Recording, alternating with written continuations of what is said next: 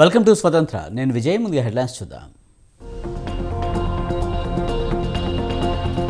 మద్య నిషేధం పేరుతో జగన్ మోసం చేశారు. ఆరోగ్యశ్రీ ఆసుపత్రులకు బిల్లులు పెండింగ్లో పెట్టారన్న లోకేష్.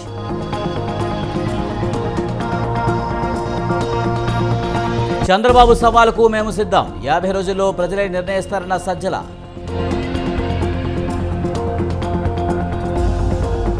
తెలంగాణలో గ్రూప్ 1 నోటిఫికేషన్ విడుదల.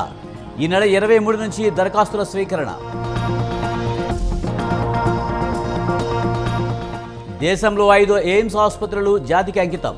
ఈ నెల 25న ప్రారంభించనున్న ప్రధాని మోదీ.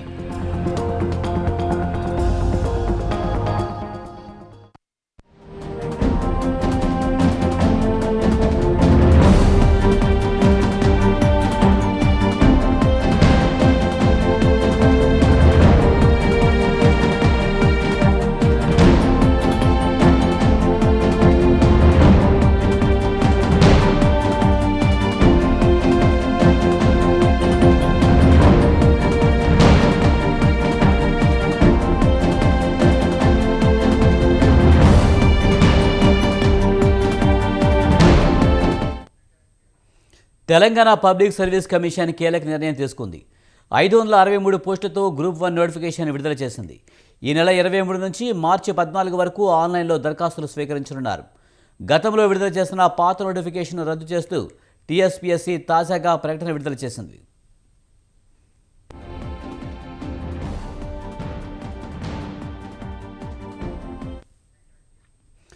2022లో ఏప్రిల్లో 503 పోస్టులతో గ్రూప్ 1 నోటిఫికేషన్ విడుదల చేసింది. అయితే పేపర్ లీకేజీ కారణంగా ఒకసారి ప్రిలిమ్స్ను టీఎస్పీఎస్సీ రద్దు చేసింది. రెండోసారి ప్రిలిమ్స్ నిర్వహించగా హైకోర్టు రద్దు చేసింది. సరైన నిబంధనలు పాటించకపోవడంతో రెండోసారి ప్రిలిమ్స్ను రద్దయ్యాయి. ఇటీవల మరో 60 గ్రూప్ 1 పోస్టులకు ప్రభుత్వం గ్రీన్ సిగ్నల్ ఇచ్చింది. గత నోటిఫికేషన్లో ఇచ్చిన 503 పోస్టులతో పాటు కొత్తగా కలిపి 60 పోస్టులు కలిపి మొత్తం 563 పోస్టులకు కొత్త నోటిఫికేషన్ విడుదల చేసింది. దీనిపై మరింత సమాచారాన్ని మా ప్రతినిధి విశాల్ అందిస్తారు. విశాల్, గ్రూప్ 1 సంబంధించి ప్రభుత్వ ఉత్తర్వులు జారీ చేసినట్టు తెలుస్తుంది. పూర్తి సమాచారం ఏంటి? రైట్ విజయ్, 2 సార్లు గ్రూప్ 1 పేపర్ రద్దు అవ్వడంతో ఎంతో ఆందోళన చెందిన, అదేవిధంగా ఎంతో నిరాశ నిస్పృహలో ఉన్న అభ్యర్థులకు తెలంగాణలో కొత్తగా ఏర్పడిన కాంగ్రెస్ ప్రభుత్వం ఒక గుడ్ న్యూస్ చెప్పింది అనుకోవచ్చు. కొద్దిసేపటి క్రితమే టీఎస్పీఎస్సీ గ్రూప్ 1 పోస్టుకు నోటిఫికేషన్ విడుదల చేసింది. 563 పోస్టులకు నోటిఫికేషన్ విడుదల చేసింది. అదేవిధంగా ఫిబ్రవరి 28 నుంచి మార్చి 14 వరకు అప్లికేషన్లు స్వీకరిస్తామని అయితే అందరూ గతంలో ఎగ్జామ్స్ రాసిన వాళ్ళందరూ, అదేవిధంగా కొత్తగా ఎలిజిబిలిటీ ఉన్న అభ్యర్థులందరూ కూడా ఈ పోస్ట్ కి అప్లై చేసుకోవాలని సూచించింది. అదేవిధంగా గతంలో అప్లై చేసిన వాళ్ళు అప్పుడే ఫీజు చెల్లించారు కాబట్టి వాళ్ళు మళ్ళీ తిరిగి ఈ ఎగ్జామ్ కి చెల్లించాల్సిన అవసరం లేదని, కేవలం కొత్తగా అప్లికేషన్ చేసుకున్న వాళ్ళు మాత్రమే ఫీజు చెల్లించాల్సి ఉంటుందని కూడా క్లియర్ గా నోటిఫికేషన్ లో మెన్షన్ చేసింది. ఇక జూన్ లేదా మేలో గ్రూప్ 1 ప్రిలిమ్స్ ఉంటాయని, అదేవిధంగా అక్టోబర్ లేదా సెప్టెంబర్ లో మెయిన్స్ కండక్ట్ చేస్తామని కూడా టీఎస్పీఎస్సీ నోటిఫికేషన్ లో క్లియర్ గా మెన్షన్ చేసింది.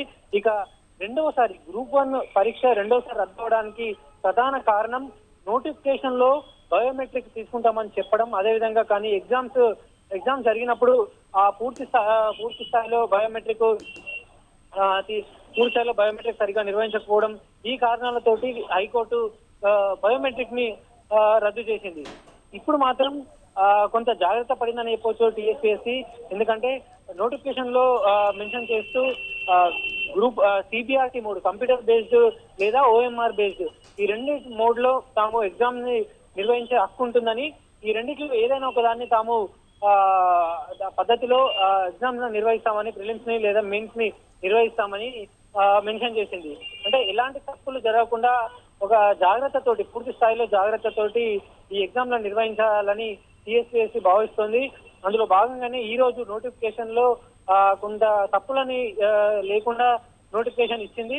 ఇక ఆ, ఎలాంటి అవకతవకలు జరగకూడదు. ఎందుకంటే ఇప్పటికే 2 సార్లు పేపర్ లీక్ అవ్వడంతో పాటు 2 సంవత్సరాలు అభ్యర్థులు ఎదురు చూస్తున్నారు.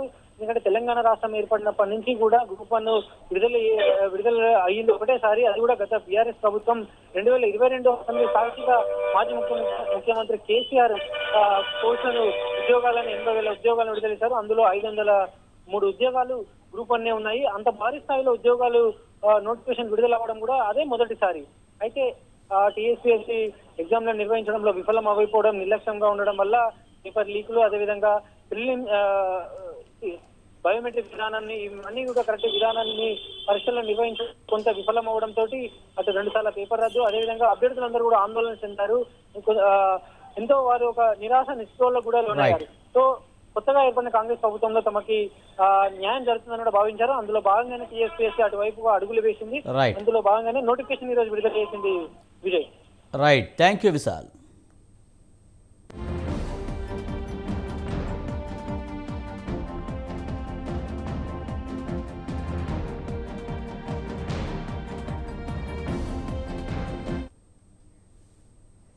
త్వరలో బీఆర్ఎస్ అధినేత మాజీ సీఎం కేసీఆర్ ఢిల్లీ వెళ్తున్నారు. వారం 10 రోజుల్లో కేసీఆర్ ఢిల్లీ టూర్ ఉండబోతుంది. అసెంబ్లీ ఎన్నికల్లో ఓటమి తర్వాత మొదటిసారి ఢిల్లీ పర్యటనకు వెళ్తున్నారు గులాబీ బాస్. రాష్ట్రంలో తాజా రాజకీయాల నేపథ్యంలో కేసీఆర్ ఢిల్లీ పర్యటనకు ప్రాధాన్యత సంతరించుకుంది. వచ్చే లోక్సభ ఎన్నికల్లో బీఆర్ఎస్ బీజేపీ మధ్య పొత్తు ఉంటుందని జోరుగా ప్రచారం జరుగుతుంది. ఈ నేపథ్యంలో కేసీఆర్ పర్యటన ఆసక్తిని రేపుతోంది. కేసీఆర్ ఢిల్లీ పర్యటన నేపథ్యంలో భాగంగా ఎవరిని కలుస్తారన్నది ఉత్కంఠ రేపుతోంది. కేసీఆర్తో పాటు బీఆర్ఎస్ పార్టీ లోక్సభ, రాజ్యసభ సభ్యులు కూడా వెళ్లే అవకాశం ఉంది.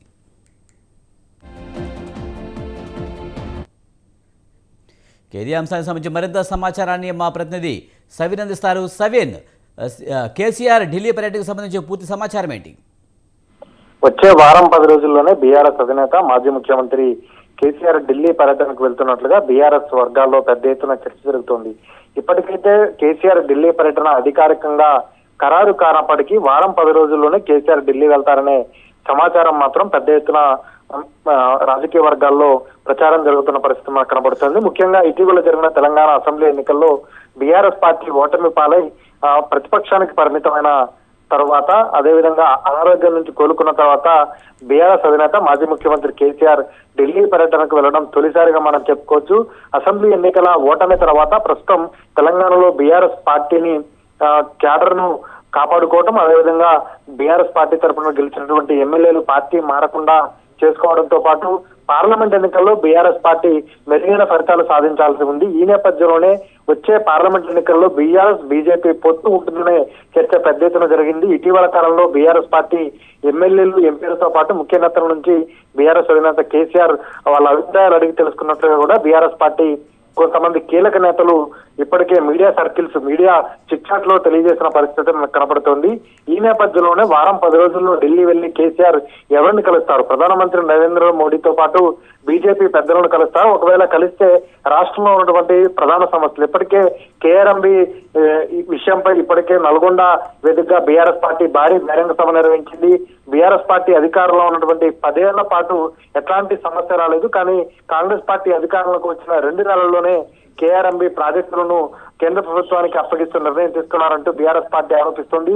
ఈ సమస్యలపై వినతి పత్రం ఇవ్వడానికి వెళ్తారా, లేకపోతే రాజకీయ అంశాలపై చర్చించడానికి కేసీఆర్ ఢిల్లీ వెళ్లి కేంద్ర పెద్దలను కలుస్తారనే చర్చ కూడా రాజకీయ వర్గాల్లో జరుగుతుంది. ఇప్పటికే బీఆర్ఎస్ బీజేపీ పొత్తు ఉంటుందన్న ప్రచారం బయటకు వచ్చిన తర్వాత బీజేపీ రాష్ట్ర అధ్యక్షుడు కేంద్ర మంత్రి కిషన్ రెడ్డితో సహా బీజేపీ నేతలు ఖండిస్తున్న పరిస్థితి మనకు కనబడుతోంది. ముఖ్యంగా ఎట్టి పరిస్థితుల్లోనూ బీఆర్ఎస్ పార్టీతో బీజేపీ పొత్తు పెట్టుకోదు, ఒంటరిగానే పోటీ చేస్తుందని బీజేపీ నేతలు తెలియజేస్తున్నప్పటికీ ఇప్పటికే దక్షిణాదిలో బీజేపీ పార్టీకి కొత్త మిత్రులు వస్తారంటూ కేంద్ర హోంశాఖ మంత్రి, BJP trouble shooter Amit Shah ప్రకటన చేసిన నేపథ్యంలో బీజేపీ బీఆర్ఎస్ పొత్తు ఉంటుందనే ఊహాగానాలు సైతం వినబడుతున్నాయి. ప్రస్తుతం తెలంగాణలో బీఆర్ఎస్ పార్టీకి 9 సిట్టింగ్ లోక్సభ స్థానాలు ఉన్నాయి. అదేవిధంగా 2018 అసెంబ్లీ ఎన్నికల్లో ఒక్క స్థానానికి బీజేపీ పరిమితమైనప్పటికీ ఆ తర్వాత జరిగిన లోక్సభ ఎన్నికల్లో 4 లోక్సభ స్థానాలు గెలుచుకుంది.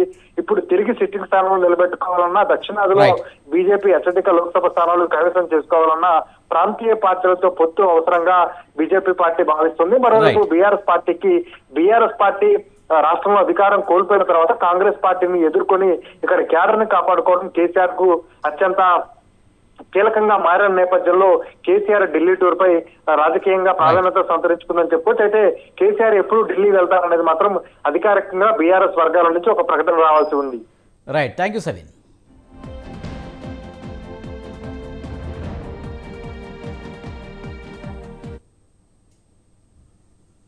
రాప్తాడు సభకు జనాన్ని తరలించేందుకు వైసీపీ నేతలు ప్రజలకు ఏం చెప్పారు? నేతల మాటలు నమ్మి సిద్ధం సభకు తరలి వచ్చిన జనంకు వైసీపీ నాయకులు ఏం చెప్పారు? సభలో జగన్ ఏం మాట్లాడారు? జగన్ ప్రసంగంపై ప్రజల రియాక్షన్ ఎలా ఉంది? అది తెలుసుకోవాలంటే మీరు ఈ స్టోరీ చూడాల్సిందే.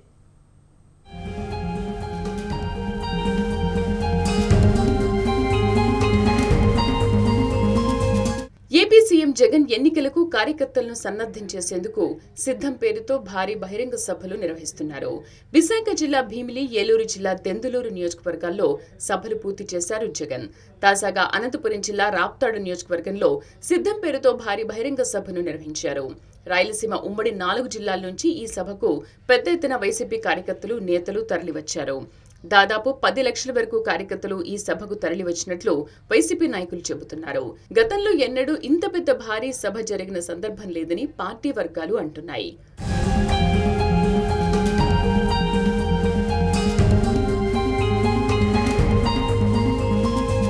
అయితే ఇంత పెద్ద ఎత్తున జనాన్ని తరలించేందుకు వైసీపీ నేతలు ఎన్నుకున్న విధానం విమర్శలకు దారితీస్తుంది.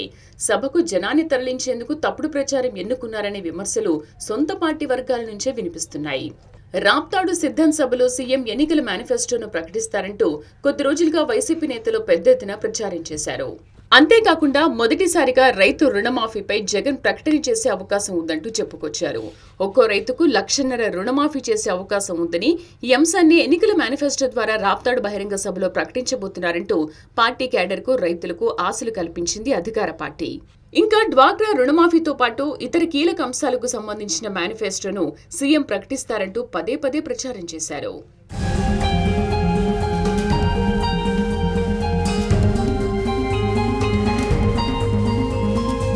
దీంతో రాయలసీమ 4 జిల్లాల నుంచే కాకుండా పక్క జిల్లాల నుంచి కూడా పెద్ద ఎత్తున వైసీపీ నేతలు, కార్యకర్తలు, ప్రజలు రాప్తాడు సభకు తరలివచ్చారు. వైసీపీ సార్వత్రిక ఎన్నికల మేనిఫెస్టో ఎలా ఉండబోతోంది, ఏ అంశాలు ప్రకటిస్తారు అంటూ ఎంతో ఆసక్తిగా ఎదురు చూశారు జనం. కానీ జగన్ తన ప్రసంగంలో ఎక్కడా కూడా వచ్చే ఎన్నికలకు సంబంధించిన మేనిఫెస్టోపై ప్రకటన చేయలేదు. రైతు రుణమాఫీ అంశానికి సంబంధించి కనీస ప్రకటన కూడా చేయలేదు. దీంతో సభకు వచ్చిన వైసీపీ కార్యకర్తలు, ప్రజలు తీవ్ర నిరాశ చెందారు. కేవలం రాప్తాడు సభను విజయవంతం చేయడం కోసమే మేనిఫెస్టో అంటూ నేతలు తప్పుడు ప్రచారం చేశారని ఏపీ ప్రజలు మండిపడుతున్నారు.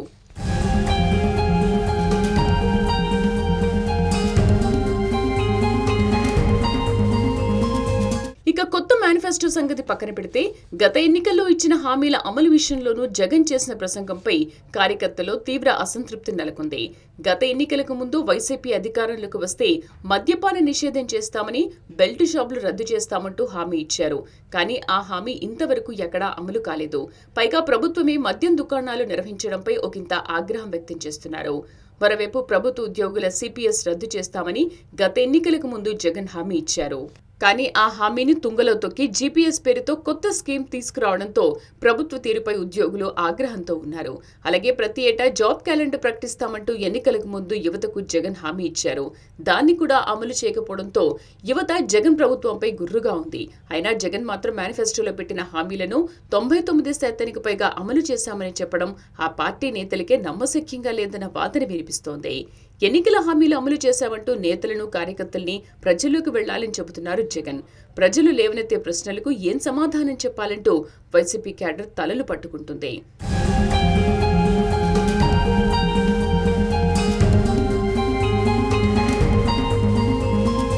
మొత్తం మీద సిద్ధం సభలను విజయవంతం చేయడం కోసం వైసీపీ నేతలు మేనిఫెస్టోని అబద్ధాన్ని ప్రచారం చేశారనే వాదన రాప్తాడు సభ తర్వాత వినిపిస్తోంది. వైసీపీ సిద్ధం సభలు సక్సెస్ అవుతున్నాయన్నారు పార్టీ మహిళా రాష్ట్ర అధ్యక్షురాలు సునీత. విద్యా, వైద్య రంగాల్లో సీఎం జగన్ విప్లవాత్మక మార్పులు చేశారన్నారు.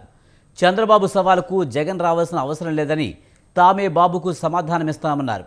రాబోయే రోజుల్లో టీడీపీకి ప్రజలు బుద్ధి చెప్పడానికి సిద్ధంగా ఉన్నారన్నారు. కూడా కూడా ఓర్చుకోలేక విలేకరుల పైన దాడి చేశారని చెప్పి ఈరోజు అన్ని జిల్లాల్లో కూడా కలెక్టర్ల ఆఫీస్కి వెళ్తున్నారు.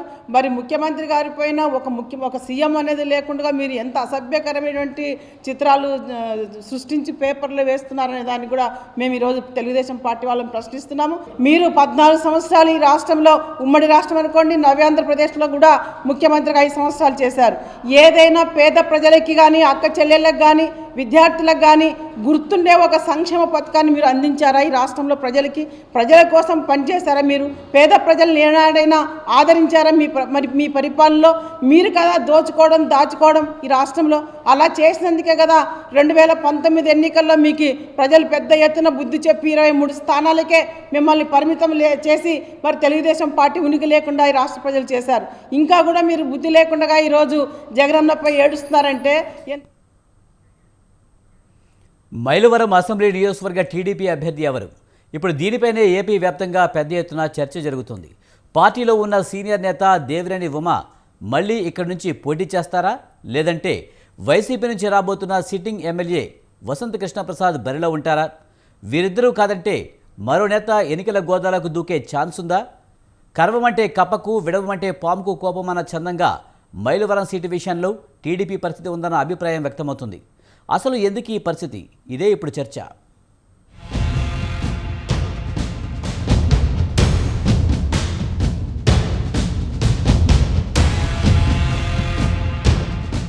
అసెంబ్లీ, పార్లమెంట్ ఎన్నికల వేళ ఆంధ్రప్రదేశ్ రాజకీయాలు హాట్గా సాగుతున్నాయి.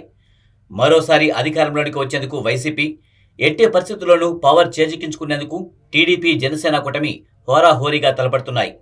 ఈ క్రమంలోనే అభ్యర్థుల ఖరారులు మునిగి తేలుతున్నాయి అన్ని రాజకీయ పార్టీలు. అయితే ఇతర నియోజకవర్గాల పరిస్థితి ఎలా ఉన్నా మైలవరం అసెంబ్లీ స్థానంలో మాత్రం పరిస్థితి ఏంటి? రాజకీయాలు ఎలా మారబోతున్నాయనే వాదన బలంగా వినిపిస్తుంది.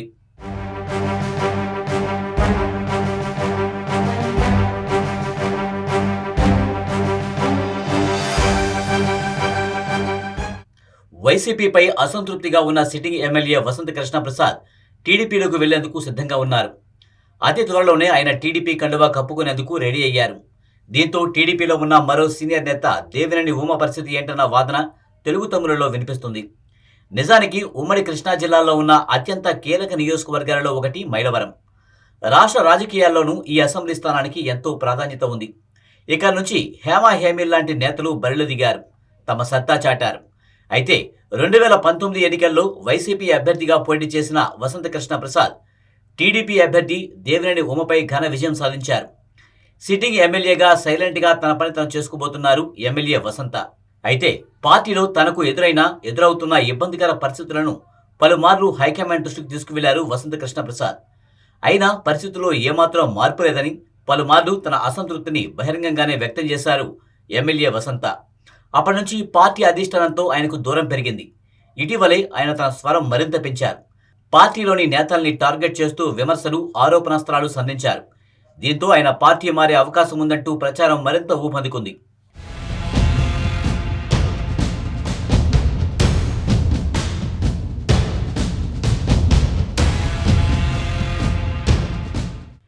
ఇది గమనించిన వైసీపీ అధిష్టానం ఎప్పటికప్పుడు అలర్ట్గా ఉంది. ఈ క్రమంలోనే ఎన్నికల కోసం అభ్యర్థుల్ని ఖరారు చేస్తూ పోతున్నారు జగన్. నియోజకవర్గాల ఇన్ఛార్జీల పేరుతో మార్పులు చేర్పులు చేస్తున్నారు. ఇందులో భాగంగా మైలవరం వైసీపీ ఇన్ఛార్జిగా తిరుపతిరావును ప్రకటించారు వైసీపీ అధిష్టానం పెద్దలు. దీంతో మరింత అసంతృప్తి, ఆగ్రహం వ్యక్తం చేశారు సిట్టింగ్ ఎమ్మెల్యేగా ఉన్న వసంత కృష్ణప్రసాద్. ఈసారి ఏకంగా సీఎం జగన్ టార్గెట్గా విమర్శనాస్త్రాలు సంధించారు. రాజధాని అమరావతి విషయంలో వైసీపీ అధినేత వైఎస్ జగన్ ఎన్నికలకు ముందు ఒక మాట, ఎన్నికల తర్వాత మరో మాట చెప్పారంటూ ఫైర్ అయ్యారు. త్వరలోనే భవిష్యత్తు కార్యాచరణ ప్రకటిస్తానని అప్పుడే చెప్పిన ఆయన అతి త్వరలోనే టీడీపీలో చేరేందుకు రంగం సిద్ధం చేసుకున్నారు.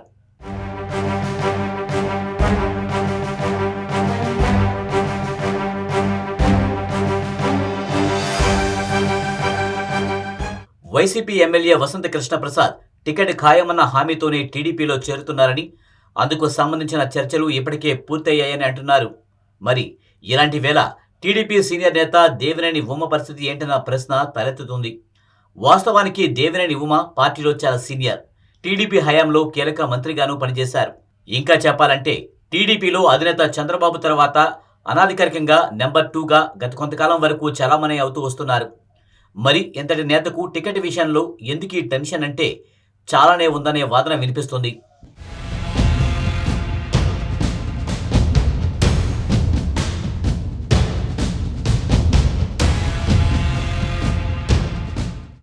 రానున్న ఎన్నికల్లో ఎట్టి పరిస్థితుల్లోనూ వైసీపీకి అవకాశం ఇవ్వొద్దని, ప్రభుత్వ వ్యతిరేకత ఓటు చేరనివ్వొద్దన్న లక్ష్యంతో చేతులు కలిపాయి టీడీపీ, జనసేన పార్టీలు. త్వరలోనే బీజేపీ సైతం తమతో కలుస్తుందన్న ఆశాభావం వ్యక్తం చేస్తున్నారు తెలుగు తమ్ముళ్లు, జన సైనికులు. మరోవైపు జగన్ ప్రభుత్వ వైఖరితో విసిగిపోయిన ఎమ్మెల్యేలు టికెట్ దక్కని సిట్టింగులను పార్టీలో చేర్చుకోవాలని భావిస్తున్నారు తెలుగుదేశం అధినేత. ఇందులో భాగంగా ఇప్పటికే వైసీపీ రెబెల్ ఎమ్మెల్యేలు తెలుగుదేశం తీర్థం పుచ్చుకోగా మరికొందరు ఆ దారిలో ఉన్నారు. అయితే పక్క పార్టీల నుంచి వచ్చే అందరినీ తీసుకోకుండా చంద్రబాబు జాగ్రత్త వహిస్తున్నారు. పార్టీ పరంగా సర్వేలు చేస్తున్న అధినేత కొందరికి మాత్రమే ఓకే చెబుతున్నారు. అదే సమయంలో సొంత పార్టీలో ఉన్నటువంటి నేతల్లో ఎవరికి టికెట్లు కేటాయించాలి, ఎవరికి ఈసారి చెక్ పెట్టాలి, పొత్తులో భాగంగా ఏ సీటు ఎవరికి ఇవ్వాలన్న దానిపై సుదీర్ఘంగా సమాలోచనలు చేస్తున్నారు. ఈ క్రమంలోనే కొందరు టీడీపీ నేతల టికెట్ల విషయంలో చంద్రబాబు కఠిన నిర్ణయాలు తీసుకున్నట్లు తెలుస్తోంది. అందులో భాగంగానే మైలువరం నుంచి దేవినేని ఉమకు గెలుపు అవకాశాలు తక్కువనే రిజల్ట్ వచ్చిందని, అందుకే చంద్రబాబు వసంత కృష్ణప్రసాద్ వైపు మొగ్గు చూపారన్న టాక్ నడుస్తోంది.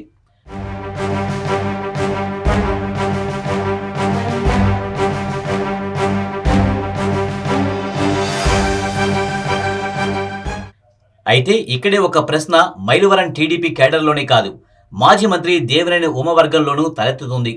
మైలువరం నుంచి వసంత పోటీ చేస్తే మరి దేవినేని పరిస్థితి ఏంటన్న ప్రశ్న వినిపిస్తుంది. ఆయన్ను పెనమలూరు నుంచి లేదంటే మరో చోటు నుంచి పోటీ చేస్తారన్న వాదన బలంగా వినిపిస్తుంది.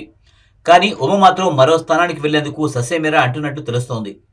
గత 4.5 ఏళ్లుగా నియోజకవర్గంలో వైసీపీకి గట్టి పోటీ ఇచ్చిన తనను కాదని మరొకరికి సీటు ఇవ్వొద్దంటూ ఇప్పటికే ఆయన అధిష్టానం దృష్టికి తీసుకువెళ్లినట్లు ప్రచారం సాగుతుంది. అయితే ఇదే విషయంలో చంద్రబాబు మాత్రం దేవినేని ఉమకు క్లారిటీ ఇచ్చేశారన్న అభిప్రాయం వ్యక్తమవుతుంది.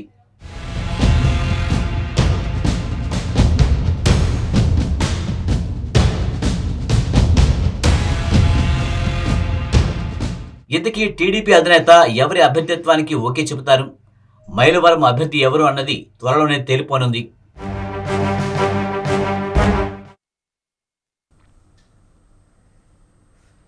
ఇవి బులెటిన్ విశేషాలు. చూస్తూనే ఉండండి స్వతంత్ర.